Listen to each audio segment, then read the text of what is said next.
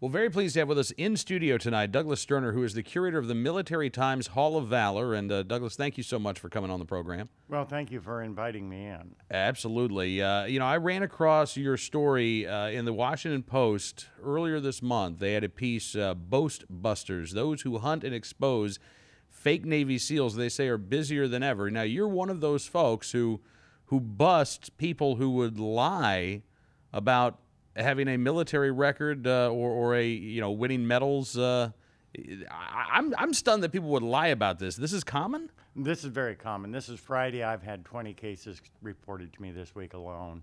Oh, my gosh.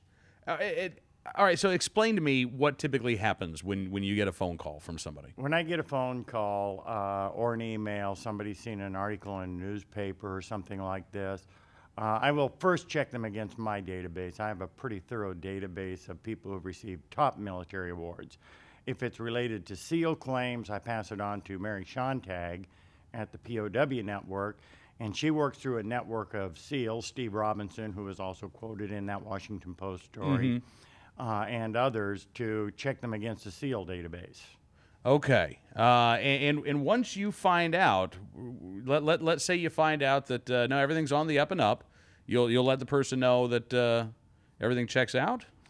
Sometimes I do. I'm always happy when I find out that they're on the up and up, because usually I'm finding a hero that's otherwise lost to history. But I'm sorry to tell you that 95% of the cases I get don't turn out to be legitimate. These are people who are lying about. Are they lying about having served? Are they lying about having received medals in the wars? It runs the gamut. Okay. In the last 2 months, I've had 2 cases. One that just came up this last week.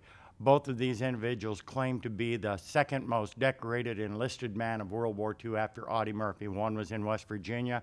The other one was in Florida. The one in West Virginia was claiming he got Distinguished Service Cross, Silver Star, and Purple Heart. The one in Florida is claiming he got Silver Star and 7 Purple Hearts. Both of these men served in World War I.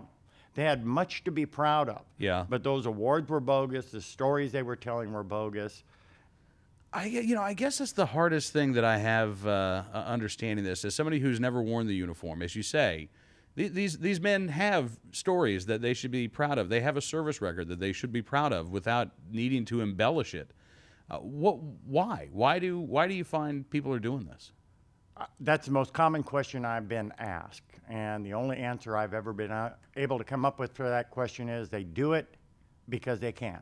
So, Douglas, when you discover that a claim is false, what do you do with that information? 90% of the time, we deal with these through the media. Okay. Number one, the most common victim of stolen valor claims are members of the media. Had it not been for the media, we'd have probably never got the Stolen Valor Act passed.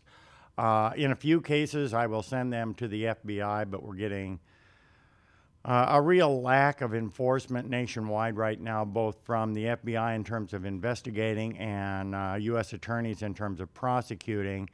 If we believe there may be fraud against the VA, we will turn them over to the VA OIG.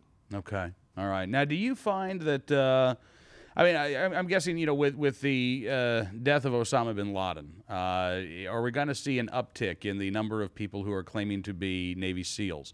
Do you find Special Forces claims are higher than other service branches, people who claim to have been in the Coast Guard or just in artillery or infantry divisions?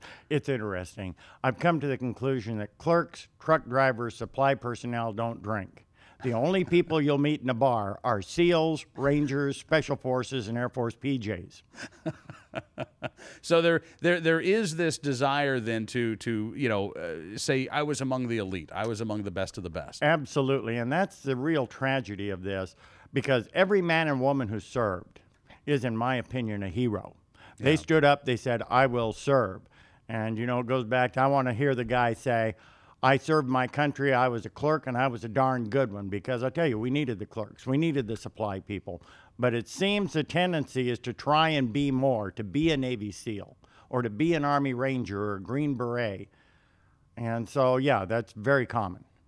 What would you tell people who may not have been discovered, but who are doing this right now? What would you tell them? I'm so glad you asked me that question. I wish more people that interviewed me would ask that question, and that is be proud of your service, come clean on your record, because it's going to come out. And when it comes out, it's probably going to be when your family submits your obituary to the local newspaper, and I see a bunch of garbage in there, and I notify them that it's false, or when they go to try to get you buried at Arlington Cemetery. In that moment of grief, the family of a lying hero becomes the ultimate victim of stolen valor. So be proud of what you did. If you served, I don't care where you served, I don't care what your MOS or military occupational specialty was, be proud of that. Only 1 in fewer than 10 Americans can honestly say, I'm a veteran. That's something to be proud of.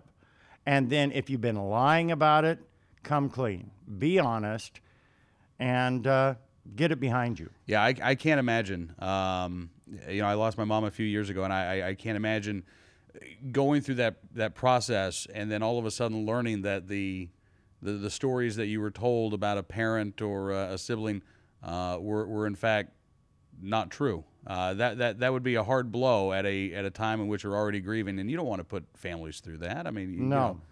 Last Sunday, I got an email from a young lady, and she said, go figure, on Father's Day, going through my grandfather's stuff, I found his citation for the Navy Cross. The Navy Cross is second only to the Medal of Honor. I had to email her back and say, I wish you hadn't found it because it's a bogus document. And so, yes, it's a real tragedy.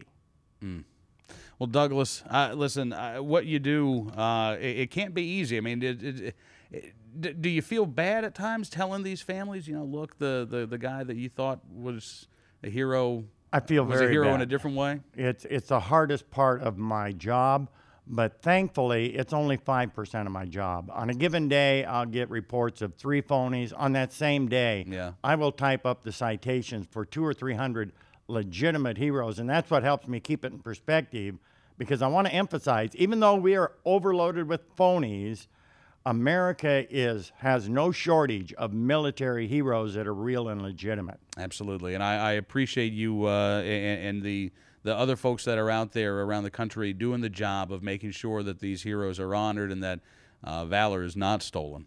Exactly. Thank you so much. Douglas Sterner, the curator of the Military Times Hall of Valor, in studio with us tonight here on Cam & Company.